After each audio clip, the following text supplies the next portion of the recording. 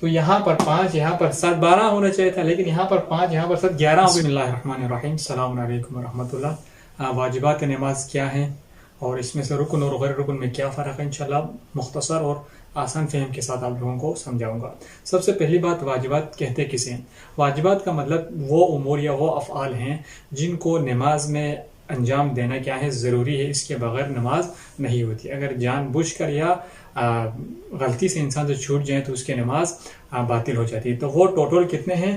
11 ہیں۔ 11 امور ایسے ہیں جن کے بغیر نماز نہیں ہوتی۔ ان امور کو نماز کے اندر انجام دینا ضروری ہے۔ اسی سے ایک فرق سمجھانا چاہوں گا، ایک واجب ہوتا ہے اور ایک مستحب ہوتا ہے۔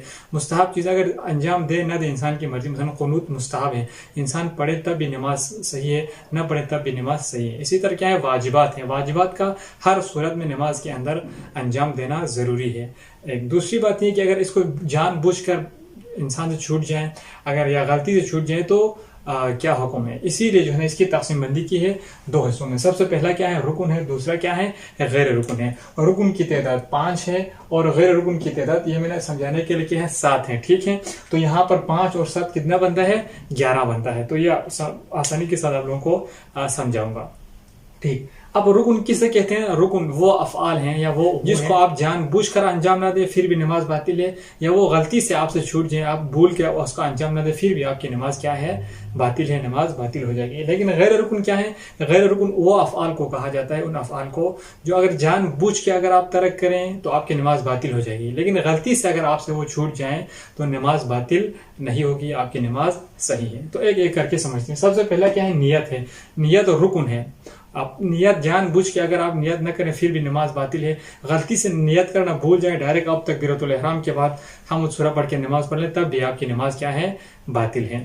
اسی طرح کیا ہے؟ قیام ہے۔ قیام جو رکن ہے۔ اب یہاں پر قیام 2 قیام کیا ہے؟ رکن ہے۔ ایک قیام متصل برکوع اور دوسرا کیا ہے؟ وہ قیام جو تکبیرۃ الاحرام پڑھتے وقت جب انسان نیت کرتے ہیں تو جب تکبیرۃ اللہ اکبر پڑھتے ہیں، یہ قیام، یہ 2 قیام رکن ہے۔ باقی جو ہے نا مثلا قرات کی صورت میں یا مثلا رکوع سے کھڑے ہوتے وقت کے والی جو قیام ہے، یہ چیزیں رکن نہیں ہے، یا ادھر میں سمجھاتا ہوں آپ کو۔ تو جو قیام رکن والے قیام ہے وہ 2 ہیں۔ ایک قیام متصل برکوع ہے، جب رکوع میں جانے سے پہلے والے کا، دوسرا کیا ہے؟ تکبیرۃ الاحرام پڑھتے وقت انسان کا بدن قیام کی حالت میں، اگر انسان کوئی غلطی سے بیٹھ کے وہ تکبیرۃ الاحرام کہیں تو اس کی نماز صحیح نہیں ہوگی۔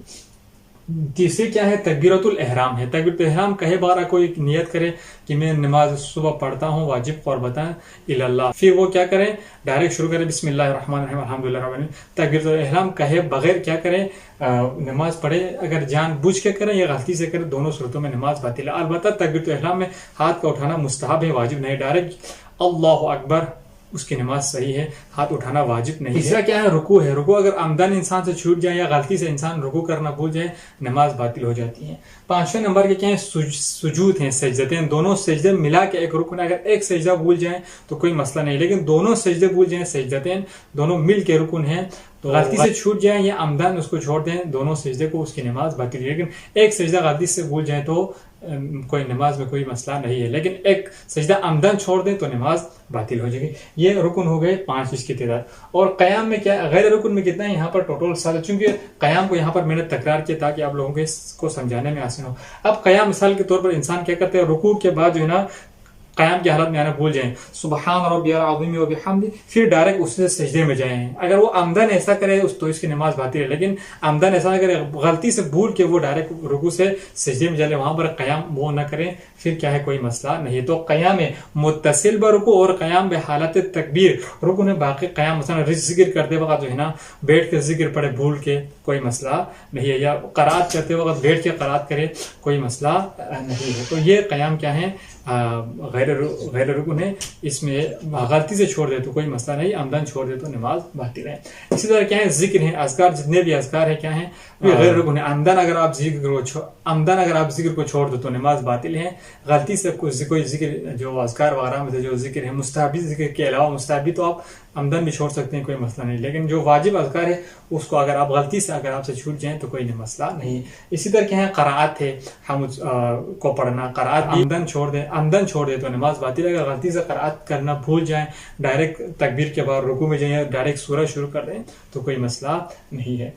اسی طرح کیا ہے؟ تشہد بھی غیر رکن ہے، اگر عمدن کرے تو نماز باطل ہے، छोड़ दें तो सहवन भूल जाए, मिसाल के तौर पर इंसान सजदे से जो है ना तशहुद पढ़ना भूल जाए, डायरेक्ट खड़े होकर जो है ना दूसरा रकात में दाखिल होने के बाद उसको याद आया कि मैंने तशहुद पढ़ना मुझसे भूल किया था या गलती से वो छूट गई, तो कोई मसला नहीं, आमदन न करें, सहवन हो जाए, गलती से हो जाए तो कोई मसला नहीं। इसी तरह क्या है, सलाम है, सलाम पढ़ना इंसान को भूल जाए, तशहुद के बाद डायरेक्ट उठ के चला जाए, फिर कुछ काम करने के बाद उसको याद आया यार मैंने गलती से सलाम पढ़ना भूल किया था, तो फिर उसकी नमाज सही है, कोई मसला नहीं, लेकिन आमदन करें तो बातिल है। इसी तरह क्या है, तरतीब है, तरतीब का मतलब क्या है, तरतीब का मतलब पहले नियत करना, फिर उसके बाद तकबीरतुल इहराम, फिर उसके बाद हम्द, फिर सूरा, फिर रुकू, फिर सजदा, इसको कहते हैं तरतीब। तो तरतीब इंसान आमदन छोड़ दे, डायरेक्ट वो क्या करें, रुकू में जाए, रुकू से खड़े होने के बाद वो नियत करें अल्लाह अकबर, ठीक है, या मिसाल के तौर पर वो सजदे में जाएं, सजदे से खड़े होकर क्या करें, वो अच्छा हम सूरा पढ़ना शुरू कर दें। अगर आमदन ऐसा करे तो उसकी नमाज क्या है, बातिल है। साहबान गलती से ऐसा हो जाए तो कोई मसला नहीं है। इसी तरह क्या है, मवालात है, मवालात का मतलब ये है कि पे दर पे अंजाम देना, कि मसलन अल्लाह अकबर तकबीर, उसके फौरन बाद क्या करें, सूरा शुरू करा, हम्द शुरू करें, उसके बाद सूरा, उसके बाद फौरन बाद क्या करें, रुकू में जाना, यानी इनके दरमियान ज्यादा वक्फा ना हो। मिसाल अगर कोई कहे अल्लाह अकबर तकबीर एहराम के बाद 1 घंटा इंतजार करें, खामोश रहें, फिर उसके बाद क्या करें, 1 घंटे बाद वो हम्द शुरू करें, हम्द पढ़ने के 1 घंटे बाद सूरा, सूरा के कुछ यानी इनमें ज्यादा वक्फा डालें तो उसकी नमाज सही नहीं है। आमदन करें तो बातिल, अगर गलती से या भूल कर ऐसा हो जाए तो यहाँ पर भी कोई मसला नहीं। तो रुकू में जाएं, सुबहान रब्बियल अज़ीम व बिहम्दिही, फिर कुछ अरसा आधा घंटा जो आमतौर पर लोग कहें कि ये नमाज नहीं पढ़े, अगर इस कैफियत तक आ जाए तो नमाज सही नहीं।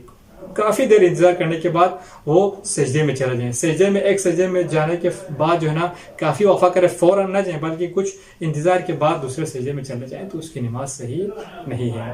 तो ये रुकन हो गए, ये क्या है, गैर रुकन हो गए। तो यहाँ पर 5, यहाँ पर 7, 12 होना चाहिए था, लेकिन यहाँ पर 5, यहाँ पर 7, 11 हो गए। क्यों? इसलिए चूंकि ये कयाम दोनों में तकरार हैं, ठीक है। तो कयाम यहाँ पर भी है, यहाँ पर भी, लेकिन यहाँ पर कयाम में मुत्तसिल बरुकू और कयाम दर हालत तकबीरतुल इहराम है, लेकिन यहाँ पर इन दोनों के अलावा बाकी जितने भी कयाम है, सूरा पढ़ते वक्त और रुकू से खड़ा होते वक्त, ये तमाम कयाम गैर रुकन है। तो इंशाल्लाह अगर इसके अलावा अगर आप लोगों को कोई सवाल हो या समझने में आपके लिए दिक्कत पेश है तो आप कमेंट सेशन में या व्हाट्सएप के जरिए हमें पूछ सकते हैं इंशाल्लाह। अगर इसके अलावा भी कोई आपका सवाल हो तो आप हमें डिस्क्रिप्शन लिंक में हमारा फ़िक़्ही मसाइल ग्रुप है, उसमें आप किसी हवाले से भी फ़िक़्ही सवालात या अक़ीदी सवालात आप पूछ सकते हैं। उम्मीद करते हैं इंशाल्लाह वीडियो आपको पसंद आया होगा। वस्सलामु अलैकुम व रहमतुल्लाहि व बरकातुहू।